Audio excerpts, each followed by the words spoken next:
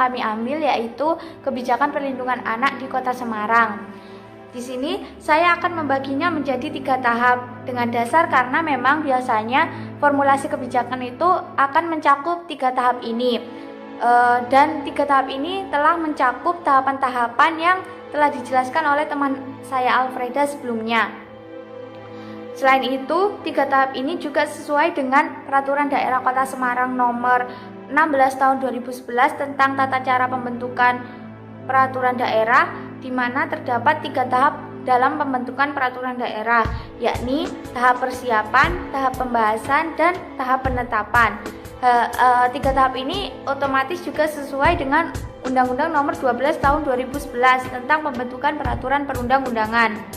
Jadi di sini kita akan dapat mengetahui siapa saja aktor yang harusnya terlibat dalam formulasi kebijakan yang di sini yaitu formulasi kebijakan perlindungan anak di Kota Semarang. Langsung saja, yang pertama yaitu tahap persiapan. Pada tahap persiapan ini, menurut Peraturan Daerah Kota Semarang nomor 16 tahun 2011 tentang pembentukan peraturan daerah, di sini raperda yang diajukan itu dapat berasal dari DPRD atau wali kota. Jadi raperda yang diajukan, yang diusulkan itu bisa berasal dari DPRD atau wali kota. Yang dari DPRD sendiri itu bisa berasal dari anggota-anggota DPRD, komisi atau gabungan komisi, badan legislasi daerah, dan sebagainya.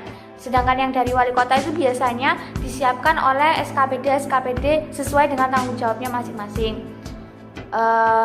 Di sini pemrakarsa dalam menyusun raperda terlebih dahulu harus menyusun naskah akademik. Jadi sebelum mengusulkan raperda itu, terlebih dahulu pengusul atau pemrakarsa itu harus menyusun naskah akademik. Jadi sebenarnya pada tahap persiapan ini dijelaskan secara rinci pada Peraturan Daerah Kota Semarang nomor 16 tahun 2011 sendiri tentang pembentukan peraturan daerah. Semuanya dijelaskan tahap-tahapnya itu secara rinci. Namun di sini saya tidak akan membahasnya secara rinci karena di sini fokus pembahasan saya yaitu aktor siapa saja yang akan terlibat dan apa perannya. Yang pada tahap persiapan ini dalam formulasi kebijakan perlindungan anak Kota Semarang sendiri, di sini pemerakarsanya ialah DPRD sendiri. Jadi otomatis di sini DPRD yang membuat atau menyusun naskah akademik. Di sini DPRD sendiri bekerja sama dengan para ahli di bidangnya. Misalnya dalam formulasi kebijakan perlindungan anak Kota Semarang ini, DPRD bekerja sama dengan para ahli dari UNES atau Universitas Negeri Semarang untuk menyusun naskah akademik. Setelah disusun naskah akademik, DPRD mengusulkan raperda tersebut. Yang selanjutnya yaitu tahap kedua, yaitu tahap perumusan dan pembahasan. Nah, pada tahap ini menurut Peraturan Daerah nomor 16 tahun 2011, raperda dibahas oleh DPRD dan wali kota secara bersama-sama dan harus dihadiri oleh SKPD atau Satuan Kerja Perangkat Daerah sesuai lingkup tugas dan tanggung jawabnya. Jadi dalam tahap perumusan dan pembahasan ini, selain harus dihadiri oleh DPRD dan wali kota secara bersama-sama, itu harus dihadiri oleh perwakilan-perwakilan dari SKPD atau Satuan Kerja Perangkat Daerah yang bersangkutan dengan kebijakan ini. Nah, selain itu pada tahap perumusan dan pembahasan ini juga dapat melibatkan narasumber atau pihak-pihak lain yang bersangkutan dengan kebijakan yang sedang dilakukan pembahasan tersebut.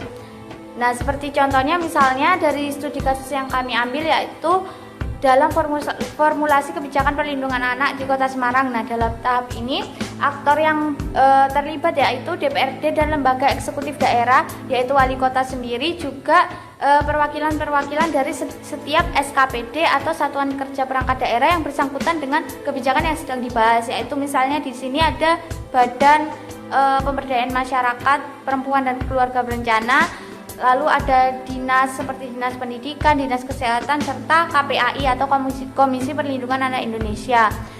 Nah, selain itu pada tahap ini juga diadakannya forum publik yang ditandai dengan adanya keterlibatan masyarakat Kota Semarang. Jadi selain dilakukan oleh pembahasan oleh pihak-pihak internal seperti DPRD dan lembaga eksekutif daerah, di sini juga ada forum publik. Karena dalam tahap pembahasan ini juga seperti perda yang saya katakan tadi, itu boleh melibatkan narasumber atau pihak lain, sehingga dalam forum publik ini terdapat perwakilan